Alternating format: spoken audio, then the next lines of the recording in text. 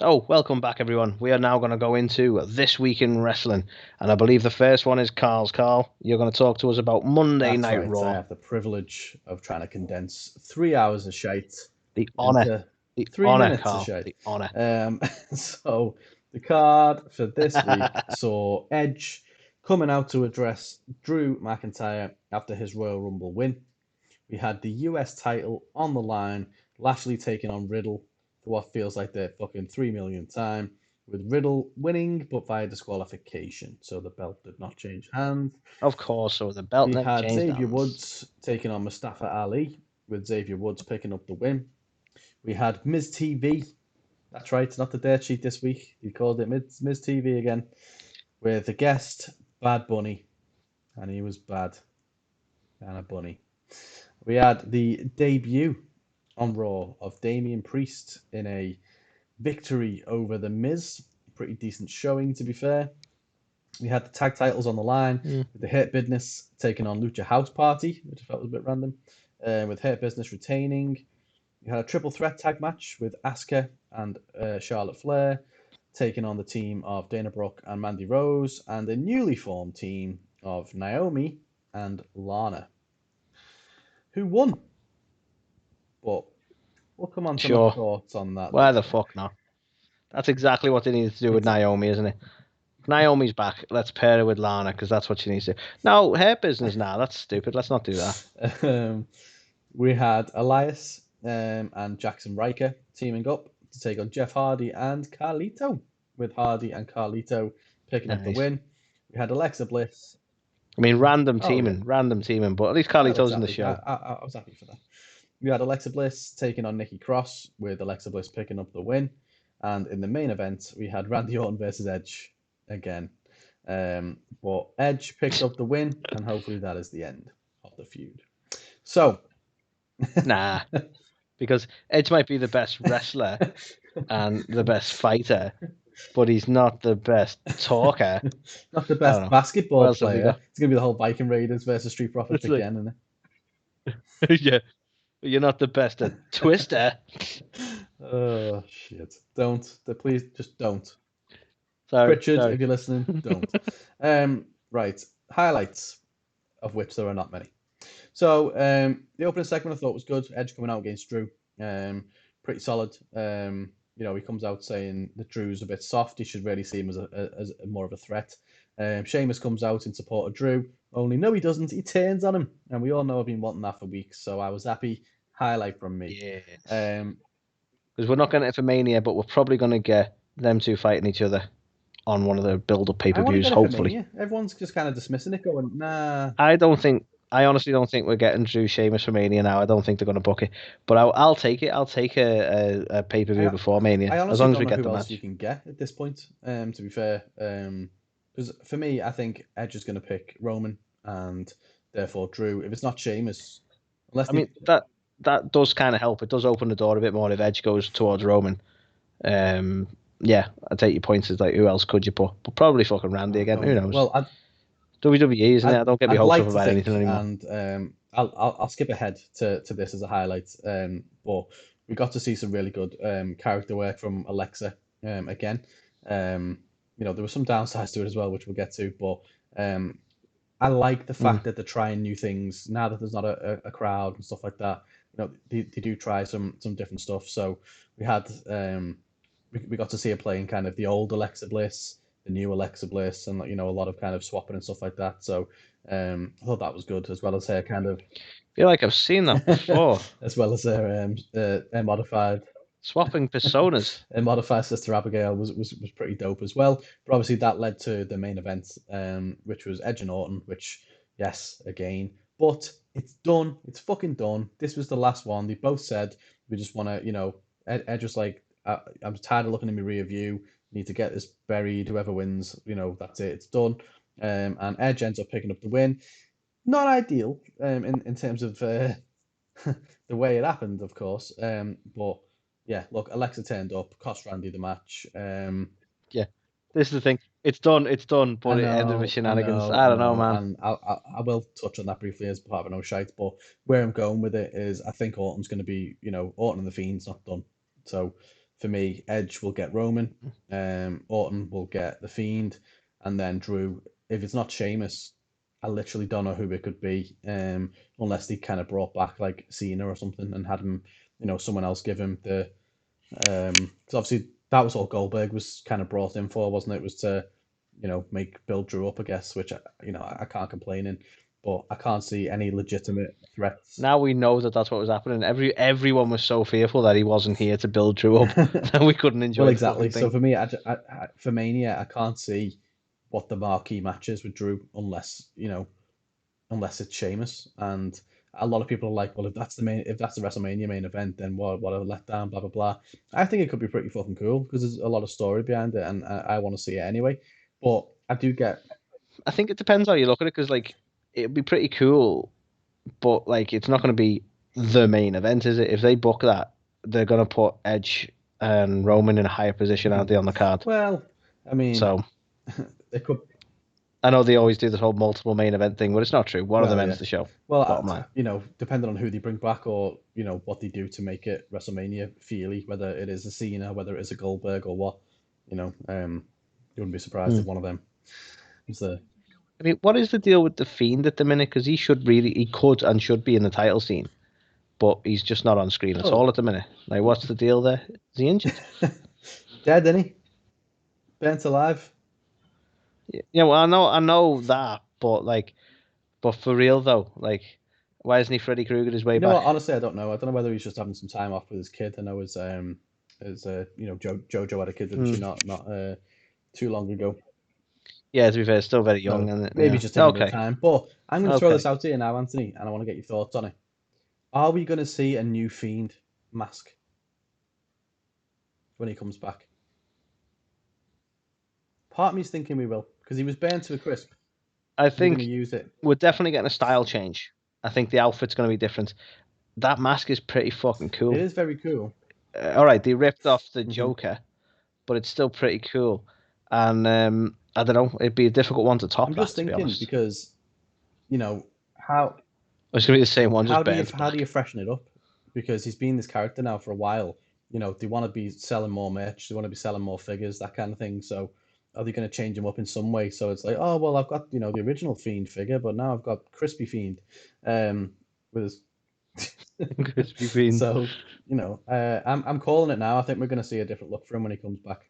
So that is my prediction. I think it's going to be a different mask, and it's going to be a little bit more of a burnt, kind of disintegrated kind of look, which would be a shame because the mask is excellent and I don't think it needs changing, but it's just a feeling I've got. We're definitely going to see a different appearance, but I also think... I take your points. I think we're going to lose the carnival style tights and stuff like that. I do think that's going to go. I think the outfit's going to be different. And I think he's going to come back on fire. Hey, see what you did there. Also, a slight sidebar. Did he get sent to fat camp? Do you remember when Vince lost his shit and was like, I'm going to do a fat camp and I'm going to make all the big bastards go there and get extra training? He wasn't. He weren't listed. Cool. Okay. But you might find that he comes back quite jacked because last time he had a lot of time off, he hit the gym. I wanted to make sure because he came back looking ripped as fuck, didn't he? And then, you can't lie. He was, packed a few pounds on. Oh yeah, it was definitely noticeable that he put a bit of pounds on, like. But no, it wouldn't surprise me if he comes back. I don't think he's been sent to this camp of Vince's, but I do think he's probably going to come back lean as fuck because he seems to put the time in at the gym when he's not in WWE, But interesting. But I think we are going to get Fiend and Orton anyway. And I also wanted to just give two more little shout outs as highlights. So firstly, Damien Priest, really good debut for him, to be honest. I know he's in a bit of a weird angle with Bad Bunny and shit like that, but he looks strong. He got the win, and for someone who gets called up, it's going pretty all right for him so far, I would say. So it's nice to see.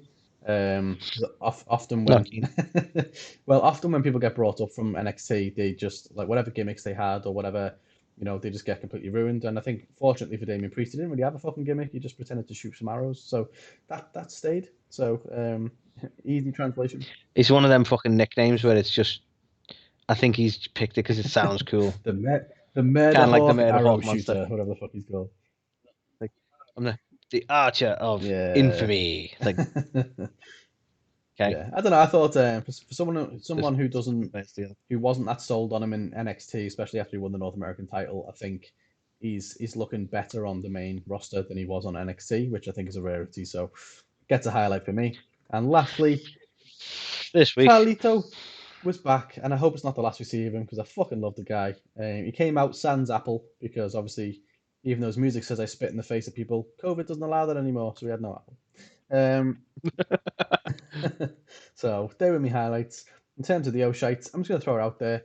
I'm fucking tired of the New Day now. They're boring. They need to change some shit up, man. Bores the living shit out of me. Really does. It's not funny, not entertaining. Speaking of not funny or entertaining, I think they've been, especially since losing Big E and moving to Raw. I think the mic skills dropped dramatically. I think they're very awkward on the mic nowadays as well. So what they did have as the New Day, I don't think they've got it anymore. I don't know what that is now. Like, they need to either stay as a tag team, sure, but like change it up a bit. They're just the same jokes, the same catchphrases, everything. It's so tired. What probably doesn't help is it's Retribution, and I don't want to like attack Retribution like we normally do, but when they go to the New Day, right, I want you to go out and do the usual New Day thing. I want you to riff on these guys, and they're like, what, these blank templates that have got no personality? You want us to try and riff on that and mock them in some way? To be fair, like, it must be hard because they've not built Retribution up to anything yet. Retribution's very much part of my O'Shite as well. Just that whole thing and the whole angle and everything that's happening. I think it's just shit as well. And speaking of shit tag teams, right? I'm furious. I'm furious about the fact that they're just throwing random people together. We broke up the fucking Iconics, who were fantastic. For a while. We're still upset over that. We broke up fucking Liv and Ruby Riott, and then put them back together. But now they just feel like a watered down version of what they had. And you've put fucking Lacey Evans with Peyton Royce, so they gave up on that as well. It's like, why are you messing with the tag teams that we have? If you look at it, we had Asuka and Charlotte, not a tag team, taking on who the fuck I can't remember who the fuck they took on. Yeah, Dana and Mandy. Naomi. Fucking, they're not a tag team. Dana and Mandy. And Naomi. Really? So Naomi comes back into Royal Rumble. Okay, finally we're gonna get to see her and give her a push. No, she's a tag team with Naomi now. What the actual fuck, man? What the fuck? It's crazy, isn't it? And this is the problem I've got, like, with the women's tag scene, because they fuck around with the tag teams that much that I honestly don't care about the titles. And there's enough women there that they are one of the very few promotions that they have enough of a women's roster to hold these titles, but it just doesn't happen. No. Really disappointing. Like, they're already sowing the seed now as well of Asuka and Charlotte kind of breaking up as a tag team and turning on each other and stuff. Like, they've been together 5 minutes. Yeah, Charlotte's been back cares? 5 minutes. We need to put the fucking belt back on her. So yeah, of course. She's getting cold. She needs that belt. I'm really pissed off. If we get Lacey and Charlotte, which is what I wanted for ages, and we get it for a title and it means something, I'll be less upset and offended. I've said for a while, Asuka is very stale. Not for her own fault. It's just they haven't got a clue what to do with her. She doesn't get booked in any decent way. So yeah, they haven't done any meaningful booking with her since she had the belt. So, really, if she loses that belt, it's probably a good thing, and hopefully they can do something else with it that's a bit different, a bit better. But yeah, fucking hell, to go back on Charlotte, I just can't be arsed with that. And I'm keen to get your thoughts on this, Anthony. So this has had very mixed reviews, right? This week, Drew McIntyre cried his little eyes out. The WWE champion cries his eyes out. I wasn't a fan, shall we say. A lot of people are saying, do you know what? It makes a difference seeing, the world champion showing he's got emotions and feelings and stuff like that. Yeah. But does he really need to have a little cry? That was just... Really? They've killed him? They've killed him? I get what people are trying to do here. They're trying to be like, oh yeah, like, it's nice to show emotion, but that's not what this whole show is it? Like, and the way they've booked these two as friends, like, you expected more of like a slugfest, really. Right? But they fucking beat the shit out of each other like 4 or 5 weeks ago, and then went and had a pint. Exactly. So now he's like crying his eyes out because he got kicked in the head. What? Yeah, you're like, you've done worse to each other. And that's the bit I don't get. I think because the way they've been booking them, as like essentially frenemies. It's like why are you so upset with this? It's not that big a betrayal. I get you feel betrayed, but isn't the whole point that you're meant to be angry and you want to lead into a match? I just Like it kind of negates that, doesn't it? I mean, what is it with them making world champions cry? We had Ric Flair last week, mate, obviously former, I just don't get but it. I now we're don't get it. getting We've Drew. had, Owen turn on Brett. Brothers didn't cry. Edge and Christian didn't cry. Marty Jannetty got fucking thrown through a glass window, didn't cry. Like, really? And then Drew and Sheamus are like, well, we had Christmas dinner together. He What? kicked him. Really? I can't believe. To quote an old school internet meme, I can't believe you've done this. I was fucking fuming. Fuming. Like, Yeah, I'm surprised that Drew McIntyre is fucking, I'm surprised I still love the guy as much as I love the guy because he's been booked so awfully for so long now. It's stupid. yeah. And I'm not against people cry. Like I'm not saying he shouldn't be allowed to cry, because he's the world champion. He needs to be all aggressive and stuff.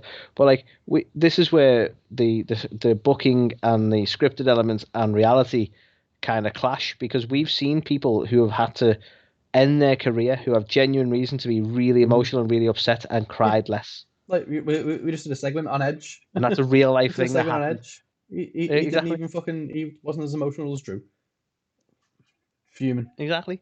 And you're like, and that was something that was proper, tangible, and real. And you're making this guy like essentially over the top because over something so sort of Yeah. minor, really. But So yeah, it's quite that quite annoyed the bad shit booking out that of me. really. Also, why are we getting Alexa versus Nikki Cross again? Like, hasn't this been played out a Nothing else million to do. times? Wasn't this over? Something How have in they it. just picked this back up out of nowhere? Like, it's been going on this whole time. Didn't make any sense, right? It's a And match in it. I It's happened. complimented the whole, Alexa changing gimmicks and characters through the match because it was something different. But that, as a result, the match quality itself suffered quite a bit because it was very stop and start. And I've got to say it again because it pisses me off, and it pisses me off every time I see it. Why would somebody just lie there for a fucking Sister Abigail without being like, no, it does me head in. It's so stupid. And I know people are just like, get over it, man. I But think this is another segment boiling here, Carl, because I think there are certain finishes that are so ridiculous that like they're almost too much. Like and I give credit to people who can get a ridiculous finish over that shouldn't work. Like the Rock's people's elbow shouldn't have worked. but like, There's way too to much be honest, downtime there. There's way too much, but he sold it. But when you look at things like, and I know some people will disagree with me on this, but I hate when Randy Orton does his RKO with that whole build-up Viper mm, shit beforehand. The RKO out of yeah, nowhere oh is yeah, much better. it's like But when you the get that whole thing where he's smacking the mat for like 5 minutes, it's like, how are you it's not seeing this coming? It's up there with I was gonna Shawn say Michaels. Like future music. Shawn Michaels signpost Mm. this feature music that I was no one gone. Like I know I'm willing to suspend disbelief it's scripted, but how the fuck are they not going? Well, I can hear him banging his foot Well, on the exactly. fucking ring the other And they're side all of the like, room, "Oh, I so didn't I'm see not that gonna coming." move. To be honest, he tried to do something similar with Drew McIntyre. He was doing a fucking Claymore countdown, wasn't he? That was awful. I'm glad that doesn't happen Yeah, anymore. But the thing is, I I know. Yeah, don't like, just get everyone to shout along with him. Like, okay, I don't want to disregard the Sister Abigail as a finish because when Bray hits it out of nowhere, it's fucking beautiful, right? And Alexis hits it out of nowhere once or yeah, twice as well. It's great. The problem I've got with it is when, I mean, it wasn't as bad this week, and I know I'm kicking off more this week, but it's just because I've seen it again. Like the week before, not she's taking no damage, and she just went and got her and just held her there for 10 seconds. Like I'm not being funny.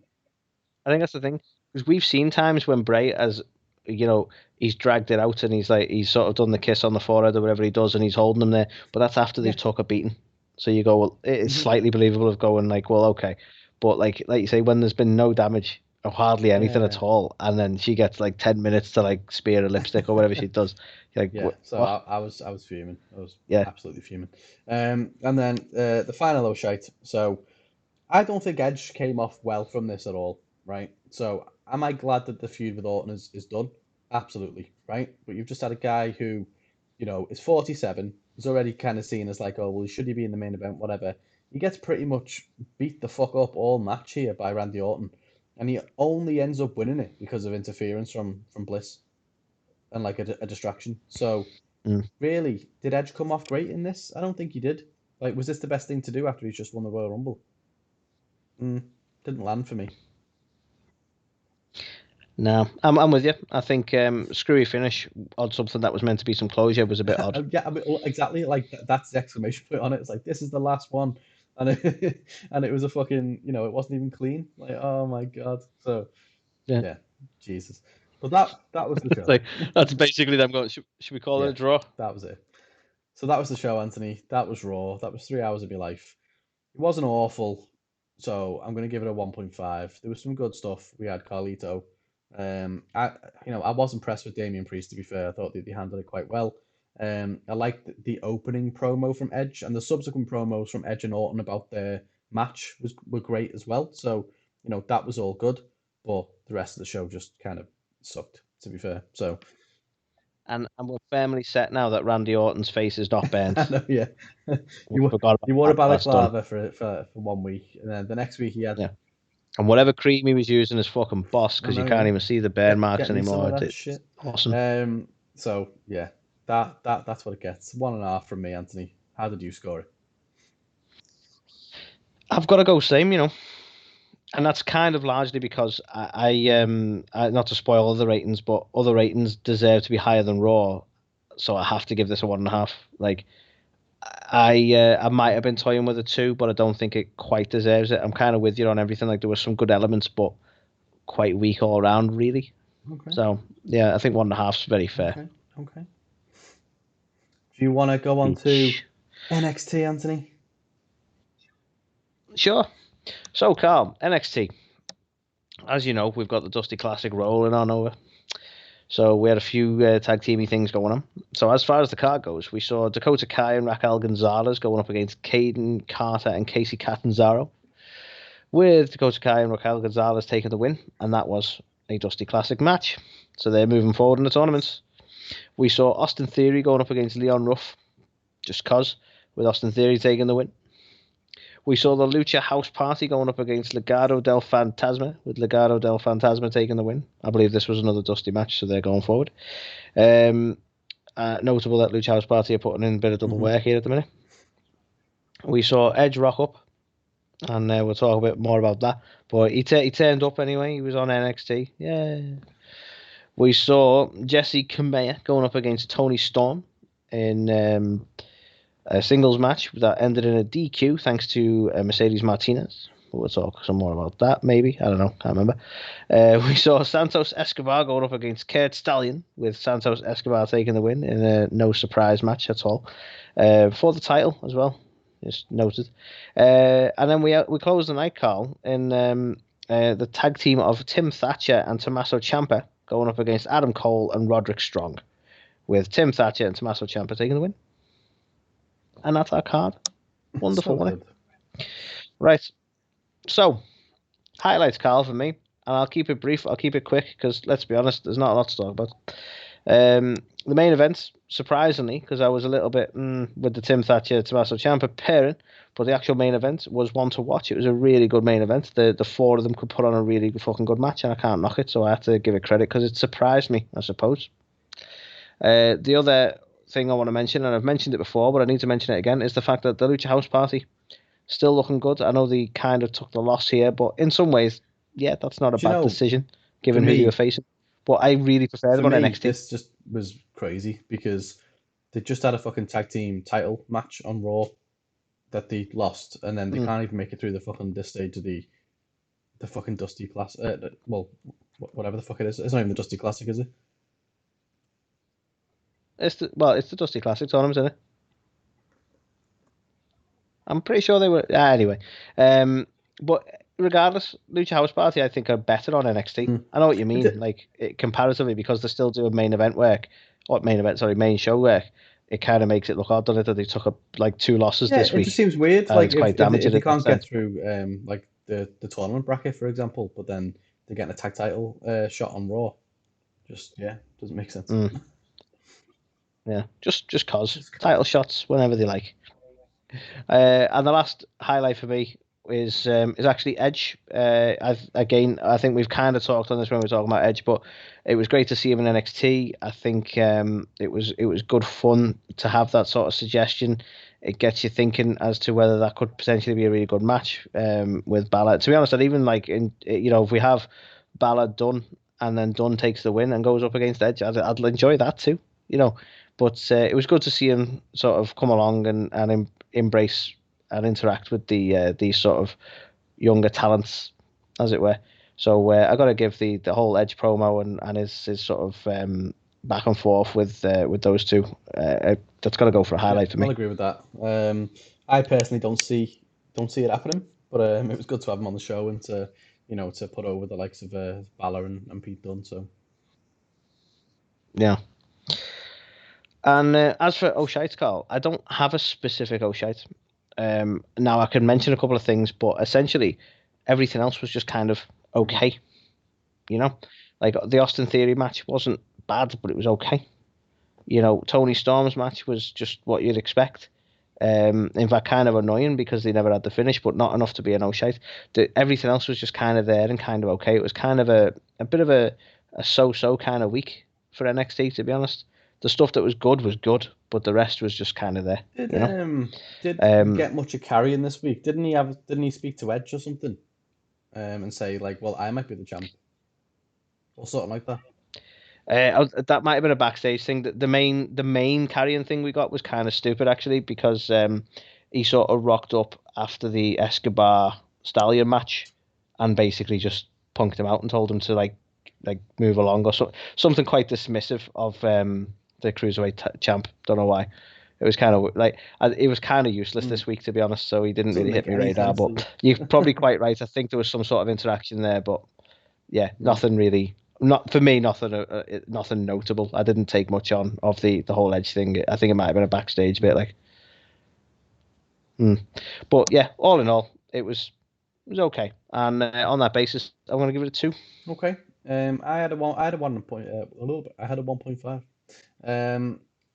I felt like a lot of the stuff that happened didn't really make much sense, and I know there's like tournaments going on, so that's probably why a lot of the pairings happened. But I don't know, just like Escobar and Stallion was a bit like okay, and like I don't know, just some of the matches were just like why there was no. I've said this for a while now for NXT. It doesn't feel like there's reasons behind or like they're building towards anything. It's like just let's put some matches on. Do you know what I mean?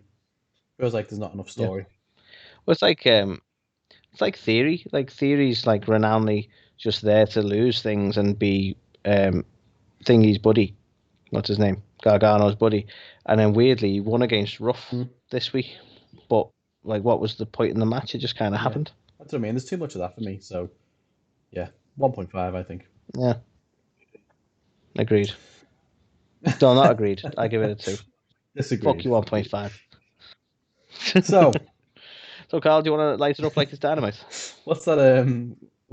What's that thing someone said on Reddit? They like made up the lyrics, and it sounded.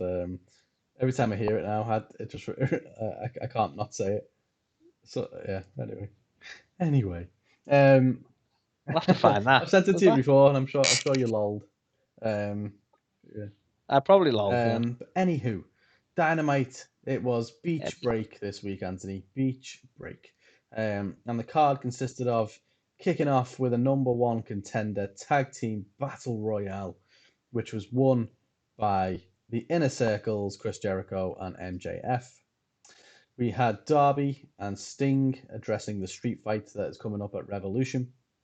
Britt Baker took on Thunder Rosa, with Britt Baker picking up the win via shenanigans. We had Hangman Adam Page teaming up with Matt Hardy to take on Chaos Project. Unsurprisingly, Hangman and Hardy picked up the win. We had the wedding of Kip Sabian and Penelope Ford finally. Yeah. Well, it's done anyway. Done. We had the Lumberjack match with Lance Archer taking on Eddie Kingston, and Archer picked up the win. And then the main event of the evening, Anthony, was Jon Moxley teaming up with Pac and Rey Fenix to take on Kenny Omega and the Good Brothers, with Omega and the Good Brothers picking up the win. So that was the card. What? In terms of our old little highlights here. So, as always, great opening to the show. This week we got a Battle Royal. Felt a little bit Royal Rumbly, to do it right after the Rumble, but I ain't complaining. I love a good Battle Royal. And I think AEW always do a really good job of handling it quite well. There's a lot of intertwining storylines, and they managed to get it all in there. We've spoken at length now around the Inner Circle stuff. I was giving them kind of benefit of the doubt. You were like, I'm so done with this. It's gone on a little bit too much now, and even I was admitting it's feeling a little bit drawn out. But I feel like we're finally getting towards an end game. So there was a point where obviously MJF and Jericho picked up the win. Sammy Guevara wasn't happy about it. Again, we've seen that how many times. But for the first time, we had MJF kind of say, okay, I want to speak to the rest of you in private. And it kind of is alluding to the fact he's trying to, basically rot it from the inside and maybe, get Jericho kicked out or something. So, I feel like something's starting to happen now with that, which is good. Does Thunder Rosa ever have a bad match? The answer is no. So her and Britt were great. It had a decent build as well. To be fair to it, maybe not, the last kind of couple of weeks as such, but obviously we had a lot of stuff back and forth over the kind of last month or two between them. And yeah, no, I think it's definitely been built well enough. So I thought, it started off super intense. Thunder was just out for blood. Great little contest. They had to have some shenanigans to make it believable that Britt would go over Thunder. So obviously it was removing of the turnbuckle pad, which isn't a finish that we see all the time. So that was quite nice to see that. I also marked out as well for the Thunderstruck chants from the audience, which I just thought were fucking brilliant. So love that. Mate, Thunder's. I've been calling it since we first saw it, but Thunder's amazing. If they don't do everything in their power to sign her when she's a free agent, they're fools. She's definitely, she's definitely. I mean, she's she won the A2theK for Best Female of the Year, so she knows how much. And she'll probably win it next year as well, because she's fucking awesome. Brill. So yeah, great show from her. And Britt Baker as well, I thought was really good, hung in there really nicely too. So excellent match. And then the main event I thought was brilliant as well. Rey Fenix, man, he's fucking so good. Pac's fucking great as well. Moxley's awesome. Omega fantastic, and the Good Brothers were in the match as well. But it was there. No, I'm joking. No, I thought it was good. Good little match, good little contest. Not really shenanigans as such, but Good Brothers end up picking up the win. So that's all good. And then bam, a Wild Kenta appears. So we now have the Forbidden Door is opened. New Japan, AEW. What the hell? What's happening? What is wrestling? Yeah, definitely. We got the go to sleep club. Definitely a mark out moment. We'd seen a couple of bits and bobs between Moxley and Kenta about maybe having a match or something, but I didn't expect them to rock up on Beach Break. I'm not gonna lie, so I was definitely surprised there. So yeah, really, really good. It looks like Lance Archer's now a face as well. Which I'm gonna go with it also being a highlight because he kind of came out and tried to make the save, and I hope this Murder Hawk monster beating random people up thing is now gone. So I'm going to see that as a positive as well. But good end to the show. I like to think they are course corrected and going, right, what can we do? Because this gimmick isn't really working. And let's give him some time as a face. I'd be all for that. Up for that. And speaking of course corrected, Anthony, my first shite. I've got to call it out like I do every week. Not digging this Hardy storyline again, man. Just need to drop it. It's not getting any better. He's now trying to recruit Hangman Page for some reason. Fucking hell, just let Hangman Page do something else. He's had the whole thing with Omega.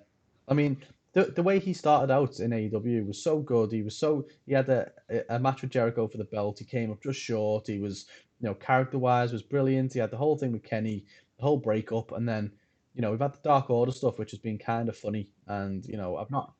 Yeah, I enjoyed the Dark Order stuff. I've not hated that at all. But now we've got another kind of someone wanting to recruit him or want to be in the team, and it's like, just let him be a singles guy now. Like, fucking hell. So, yeah. Just let him hang, man. Another shirt. We're fucking killing it tonight. Although we did send Hangman a fantastic shirt, and he just ignored it. So, what's going on there, Pagey? That's what he does, man. Fucking cowboy shit. But, yeah, another one. I don't know how you feel about this. So, when they announced the number one contenders tournament for the women's title, I was quite excited, to be fair. I was like, who are they going to bring in? What's going to happen? And I don't know why, because I probably I've set myself up for a bit of a disappointment here. But yeah, I was disappointed. So they framed it as like a US side of the bracket and a Japan side of the bracket. And I don't fucking know anyone from the Japan side, do I? So it's hard to get super excited about that. So, by all No, I take your accounts, there's point. one or two names in there that people are super excited for. So I'm sure it'll be really good. Interestingly, Riho is on the US side, so I think she's having to move back to the US or something. But that was a bit like, what? I thought she was going to be on the Japan side, and then we're going to get an eventual kind of match. I don't know, Thunder versus Riho or something. But yeah, so Yeah, that'd be I good. don't know, maybe. He's hoping. I think I just wanted a few more surprises, maybe. Like we had Serena Deeb rock up a while ago, didn't we? And we had fucking Ariana Andrews, for example. You know what I mean? We've had a few just random people turn up. So I was hoping for a couple of Yeah. surprises in it. But that being said, I still think it's going to be good. But yeah, I don't know. It's not really a no shite, but I just wanted to mention it. I mean, one thing that surprisingly hasn't happened, and correct me if I'm wrong on this, but no TNA knockouts talent, which would have been an interesting surprise. Further their work with TNA. I think is it a faux pas to say TNA now? Are you just meant to say Impact? Just be Impact, isn't it? But yeah, exactly. So I was hoping for something else there as well. But that being said, the women's roster, the AEW have got, they are building that up as well. So we are getting Anna Jay, Taya Conti, quite a few different Thunder Roses in there, Serena Deeb's in there, Riho's in there, Nyla Rose is in there. So we're getting pretty decent showing anyway. So the wedding segments, like they're never good, are they? We had Macho and Miss Elizabeth years and years ago. So ever since then, they've all been awful. No surprises here. It was poor. Hang on. I think you're forgetting one of the best wedding segments we've had. Billy and Chuck Billy and with a Chuck. surprise Eric Bischoff. Yeah, the wild Eric Bischoff out of nowhere. Yeah. But they had what's his face officiating it this time. Father fucking who's it from Impact. So it was nice to see him again. Father who's it. Your recall of information is fantastic. That guy off Impact that one time. But yeah, he was there officiating it, so he was all right. But yeah, like it was as expected. It all kind of was leading towards Orange Cassidy and Chuck Taylor taking on basically Kip Sabian and Miro. One minor glimmer of hope though is it looked like potentially a Miro and Kip breakup could be on the cards, which I think would be a good thing. So yeah, for a fella who left the WWE because of how he was being used, he's not been used well just yet. In all fairness, well, exactly. Miro. We can't just be AEW fanboys. You got to call them out on the shit, and it's not been great. This is actually similar level to the shit he was doing in WWE. Well, yeah. Weirdly, well, to be fair, like feels almost deliberate. He did make me laugh in the segment. He was like, "Whoa! Let's not do the bit where anyone has any objections. I've been to enough of these. I know that never turns out well." So he was still funny and stuff, but yeah. Yeah, so they were poking a bit of fun in it, but even so, it's gotta be I don't know. It almost feels like a deliberate effort to go, we're going to put him in just as stupid a storyline initially, just for a laugh. But no, I mean, it's a wedding segment, so it's got to be a no-shite, doesn't it? Let's be honest. And the last one, even though the match itself wasn't bad at all, the fact it was a lumberjack match didn't make any sense because they just had a brawl and the lumberjacks never really got used. So, bit of a weird one. Yeah, no, I would agree with you. If that hadn't been a lumberjack match, it probably wouldn't have made much of a difference. I feel like this isn't the first time AEW have done a lumberjack match and just had no involvement from lumberjacks. So I'm like, what is it? Is it just to get people featured on the show or what? Because it doesn't really make any sense to the match. So, so they can all tweet and take pictures and stuff. I've got to call it out. But all in all, the match itself wasn't terrible, and Lance Archer's growing on me a little bit more as well. So can't complain too much. But yeah, got to call it out. So all in all, Anthony, that was Beach Break. Great surprise ending. Great women's match in there. I even thought that the Derby Sting stuff, even though I didn't really speak that much about it, wasn't too bad. So yeah, all in all, I think it was a middle of the road show. To be fair, considering it was Beach Break, I know it had a surprise ending, but it wasn't fantastic. So it's a fair point. Beach Break, you'd expect to be bigger. That's a point. And I kind of feel like it just wasn't. So for me, it gets 2.5. I think it was very middle of the road show, even though there was a good little surprise ending on there. I'd have to agree with you. I don't want to agree with all your ratings this week, but it'd be a 2.5 for me as well. very middle of the road, but it was just slightly better than NXT. And for me, SmackDown, well, all of them really, and it's the best show of the week, but only slightly, which is, sort your shit out, AEW. I know, yeah. If I want the old AEW back, guys, come on. Yeah, that was AEW. Still a better show, but it's not hard to be, is it? Basically. Cool. So let's talk SmackDown, shall we? So let's talk about the card first of all. So we had Roman opening the show, as Roman likes to do. Different. I know. We had Dominic Mysterio going up against Baron Corbin, with Dominic Mysterio taking the win. We had Daniel Bryan going up against Cesaro, with Cesaro taking the win. We had Ruby Riott going up against Bayley, with Bayley taking the win. We had a promo of sorts from Bianca Belair. We had Chad Gable and Otis going up against Ziggler and Rude, with Ziggler and Rude taking the win. We saw an IC title triple threat with Big E going up against Sami Zayn, going up against Apollo Crews, with Big E taking the win. And then we closed the night with a Roman promo / Edge. So, highlights, Carl. Now, as much as I'm going to moan about it in a sec, the Edge Roman stuff, fucking brilliant. Roman is still doing a fucking awesome job of being a heel. The way he was with Edge and the way he was about this whole disrespect, and it's going to be on his terms, and Edge will make a decision by the end of the night. God damn it, all that kind of stuff. Thoroughly enjoyed. It was ace, and he is still doing a fantastic job as a heel. However, it will fall into me shite, and I'll talk about that. And you'll know why already, Carl, but we'll talk about that anyway. So to cap off the highlights, I have two others. I have the Daniel Bryan versus Cesaro match. Just want to give it a mention that it was fucking ace, as you would expect it to be. Fantastic match between the pair, and if you don't watch anything else on SmackDown, watch that. It was fucking a little good. face turn from Cesaro at the end, it seems. A little fist bump to Daniel Bryan. It would seem. It would seem. Indeed. Probably pushing towards him and Shinsuke, because I imagine they're going to fall out and then a match between them two, which would be a decent match. And I don't know how you're going to feel about this, Carl, but I'm going to give some credit to Baron Corbin. Mm-hmm. Because, yes, on an on-screen capacity, he is an unlikable heel who's getting that X-Pac heat. But when you look at him as a wrestler, and you're all the backstage shit, he has worked with a young, up-and-coming talent in Dominic. He has had to be the veteran in the ring, and I think he handled it really fucking well. And he put the kid over. And I've got to give him credit for that, because from a backstage, if you ignore the gimmicks and whether they're likable or not, like the actual work in working with this person who is new to it all, you can't deny it. He's not even NXT come up. He's like just new. Mm-hmm. Do you know what I mean? I think he worked really well with him, and I think it just, I had to give credit to Corbin, because he's what's helped put that match where it was. Yeah, I mean, to be fair, I'm. Come at me, bro. No, I mean, you're absolutely right. Fair play to Corbin, but I thought the whole match and stuff was awful, and the whole thing with Ray under the ring and holding his foot, and yeah, it's like shit like that. It's like, are you bad guys now? It's kind of heely shit, but I've seen Corbin get screwed over a lot lately when he's meant to be the bad guy. I find that really weird. I've seen that quite a bit on WWE, to be fair. Anyway, yeah. But yeah, like it wasn't by any means a good match, and like the whole Ray getting involved in everything Dominic does, even though he wants Dominic to be a wrestler, even though he has to help him.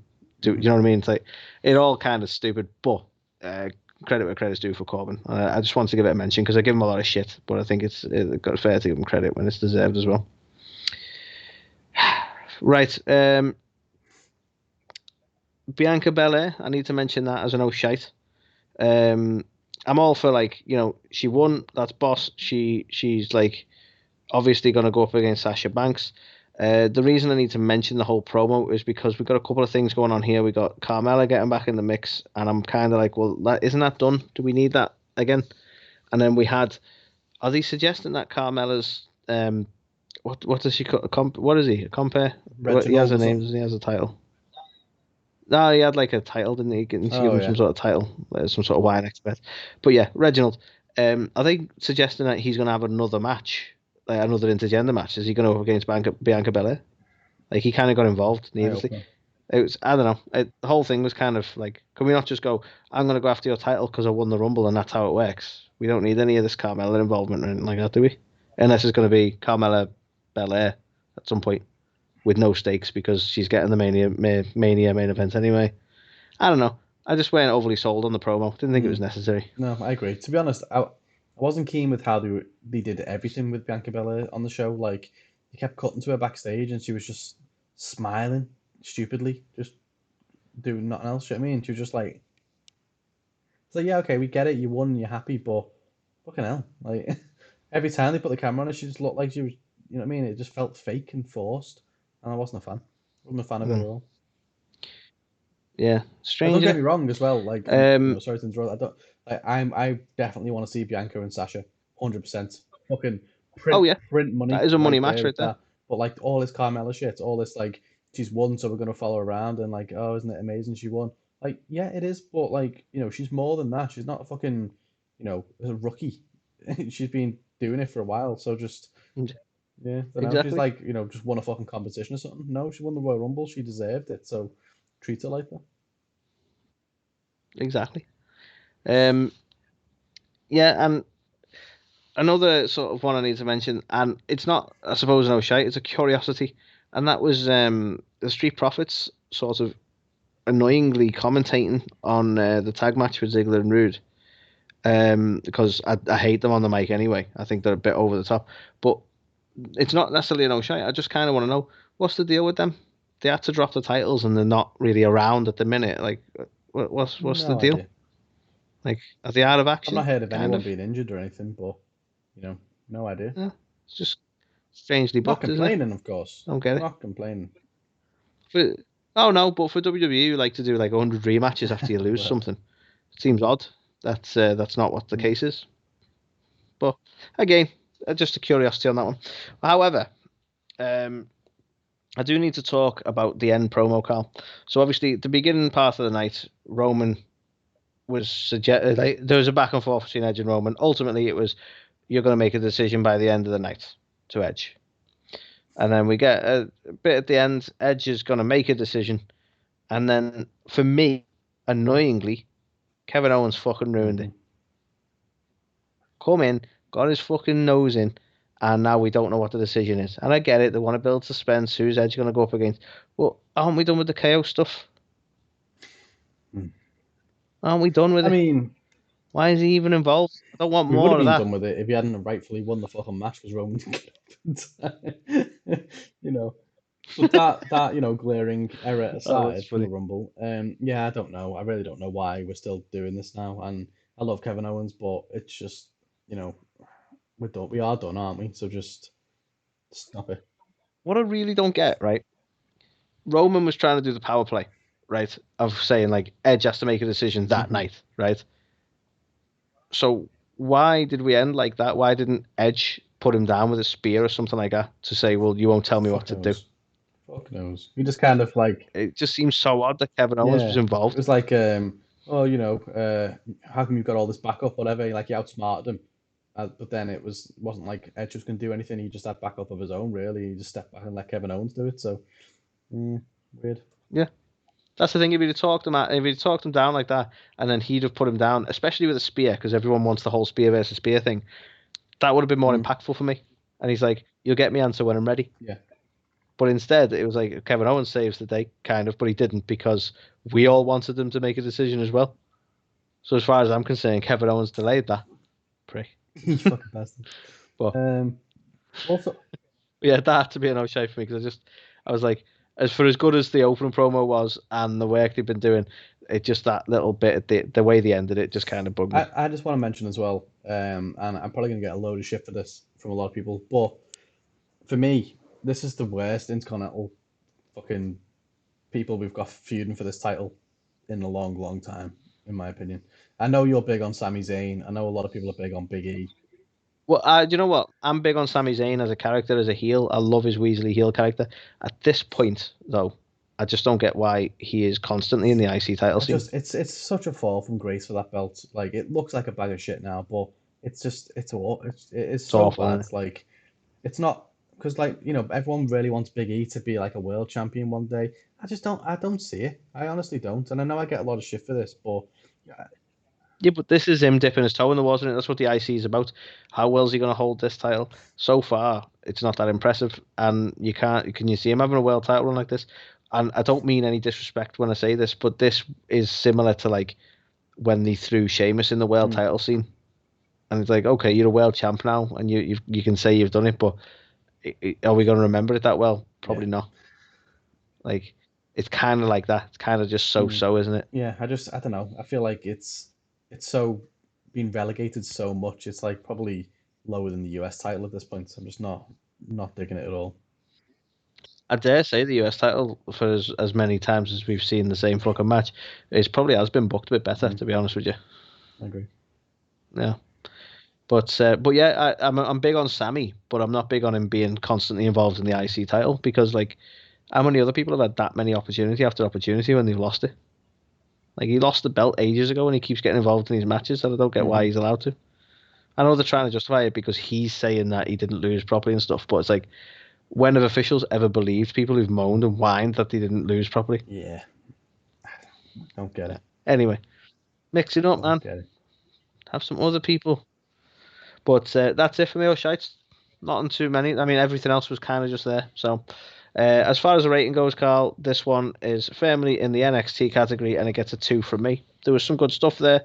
Overall, it was just kind of okay. So I'm going to agree with you on a 2. I think it was better than NXT. I think the Daniel Bryan Cesaro match was a beaut. It was so good.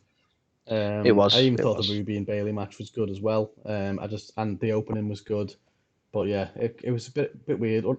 I'd like to say, to be honest, like I really love Billie Kay and what she's doing at the minute, but that was one time that I was kind of like, can we not have the shenanigans? Because I was enjoying the match. I did laugh when she ran over to Bailey afterwards and was like, "Here's my resume and stuff." But I do like Billie. But yeah, I don't know. I'd like to say it was a really strong start and a really poor finish, but I can't even say that because of the position of the fucking Dominic and Corbin match. But take that out, and then the sentiment's the same. Yeah. So there you go. It was a 2, and that was this week in wrestling, Carl. And that's it. That's them all. That's it for the show. We hope you've enjoyed it. We've done our history of. We've been talking about that for a while. Hopefully it went well enough.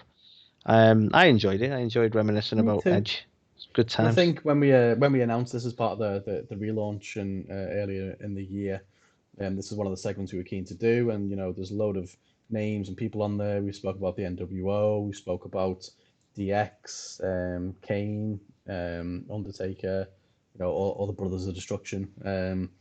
Loads of different things that we can kind of talk about on there. But if you've got anyone that you'd like to hear us speak about, or any teams, any factions, anything you want us to kind of delve into the history of, then do let us know. You can let us know on all the socials. We say this every time. We're TikToking every day, Instagramming every day, TikToking every day. Most days. Facebook and on the rare occurrence I remember. We've got a Snapchat. We don't use it. The lights have gone out. What? Why am I dark? Your telly's going weird. But it's like A2theK dark. But yeah, and thanks to the hard work from Carl, you can find us on the same handle on every social media, and that's A2theK Wrestling. Everywhere you go. That is where we are. That's where we be. Find us. You can also visit A2theK.co.uk, because if you're too lazy to type it in yourself, you can do it on your phone. Click it, opens right up in your app. All the socials. And if you're watching this and you're thinking, damn, I'd love a t-shirt that said whiskey. Or you want to walk around this. Damn it, why did the light go again? There's the prime moment. There we go. The Sec Pods. That's available too. If you're if you want Carl's new Edge the Ledge t-shirt, then visit our shop, which again can be found on A2theK.co.uk. If you go over to the shop section, you will head over to our merch. Any pressure on me to get that whipped up anytime soon there, right, are you? Saying it's available now. Jesus. It's going to be up tomorrow, guys. What was the other one you came up with? You came up with 2 in this episode. I can't remember now. Go back and watch it all of it, by tomorrow. See how it's twisted around. But yeah, another fun-filled show, guys. Obviously, last week we had Rumble Talk, so it was a bit difference. We went live on Twitch, so thank you to the people who joined us for that. It was fun was had by all, and might be something. Yes, it was a long night. There were drinking games involved. Yeah, It was I'm going to painful. revise the rules next time, but it's something we might do again. Maybe WrestleMania season. Obviously, me and Anthony would normally watch these things in person. COVID doesn't like to let us do that, so we might do it via Twitch. But honestly, when we get to a point that we can drink together, that's going to be a fun live stream. We'll be bringing the Royal Rumble rules back out for that one, I tell you. Damn right. But guys, that's it for this week. We hope to see you all next. Well, you can see us. We hope to see you all next week. Take it easy, guys. Until then, have a good one. Sorry, Carl. Take it easy. Bye.